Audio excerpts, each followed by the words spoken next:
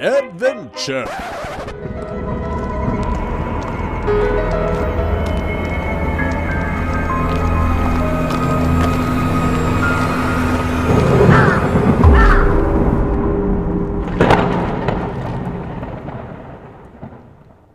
Ladies and gentlemen, welcome to the East 10 Outpost. I'm Cody, and I'm going to be your guide this evening into something a little bit different than usual. We generally investigate the curious, the mysterious, and the unexplainable of our world. But today we're going to be peeling the veil up and digging a little bit deeper beyond that. We're going to be entering the realm of the paranormal. What happens when we die?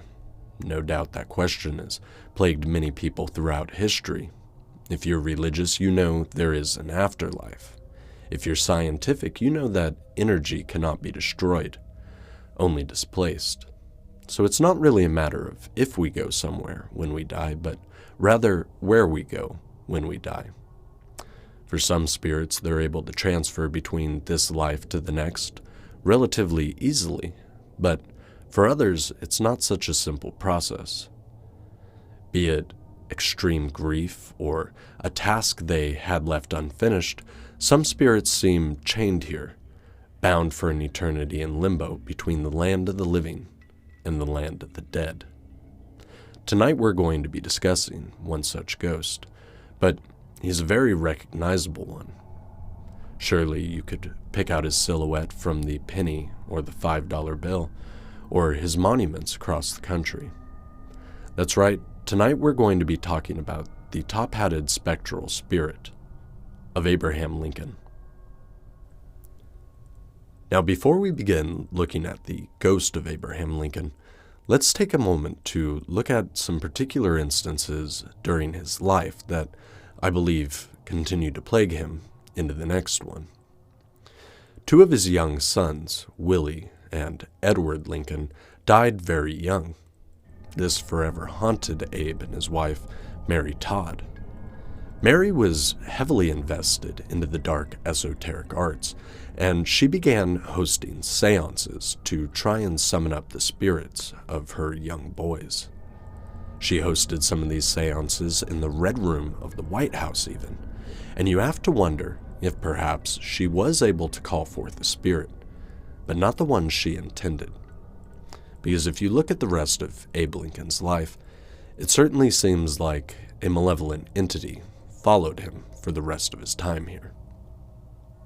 Now, despite John Wilkes Booth's best attempts to snuff out Lincoln permanently, he would be spotted many more times throughout history. One such time was a cold moonlit evening, much like this one, in the 1920s, during the presidency of Calvin Coolidge. His wife, Grace Coolidge, was in the Oval Office finishing up her daily duties when she felt the unmistakable presence of somebody behind her. As she turned to look, she was aghast to see the spectral form of President Abraham Lincoln staring out the window towards the Potomac, looking mournfully at the business he had left unfinished. Before she could say or do anything, the spirit dematerialized before her eyes, leaving behind only a crisp chill in the room. And now let us fast forward to an evening in the 1960s, during the presidency of Lyndon B. Johnson. His wife, Lady Bird Johnson, was relaxing for the evening, reclined back, watching a documentary on none other than the assassination of Abraham Lincoln. It was during this viewing that she felt a chill run up her spine, and the hairs on her arms stood up. She turned around and found herself in an empty room, but noticed something on the wall she had never seen before. As if pulled by an invisible rope towards it, she was inexplicably drawn to get up and read this plaque. To her amazement, she realized that it was a plaque commemorating the room and the importance that the room had once had to a certain Abraham Lincoln. It turns out the room she was watching in was once the office and cabinet room of Abraham Lincoln. He spent many days and many nights in there figuring about what moves to make next during the height of the Civil War. No doubt his pain was imprinted permanently on that room, and watching a documentary on his death could have only stirred up such emotions. She was so unnerved by having never noticed the plaque and the presence that she felt that night. She relayed the story to her press secretary, who reassured her that all of the staff was very well aware of Abraham Lincoln's ghost and would often hear his footsteps outside that very room, pacing back and forth. Abraham Lincoln, even in death, could never stand to see our country in a state of turmoil. And during the presidency of Franklin D. Roosevelt, this couldn't have been more clear. Our country was in the worst shape it had been in since the Civil War, and the spirit of Abe Lincoln was restless. During an official visit to the White House from the Netherlands, Queen Wilhelmina was asleep one night when she heard a loud and urgent knock on her door. She rose to answer it, thinking that it must be one of her aides or staffers coming to tell her something very urgent. But much to her shock and horror, when she opened the door, it wasn't a staffer on the other side, but the spectral form of Abraham Lincoln, looking directly at her. So shocked and appalled was she that she passed out and fainted right there in the hallway of the White House. When she arose, the spirit had dissipated, but the feeling certainly had not. The First Lady at the time, Eleanor Roosevelt, reported having many encounters with Abe Lincoln as well. Whilst she never saw the full spectral form of the president, she did report that while working in his old bedroom, which she now used as a study, late at nights, sometimes she would feel the presence of somebody standing behind her. The hairs on her arm and the back of her neck would raise straight up, and she knew that somebody was leaning over her shoulder, watching what she was toiling away on. She said it actually somewhat brought her comfort to think that the president may approve of the work she was doing. During the war, Winston Churchill was a frequent guest at the White House.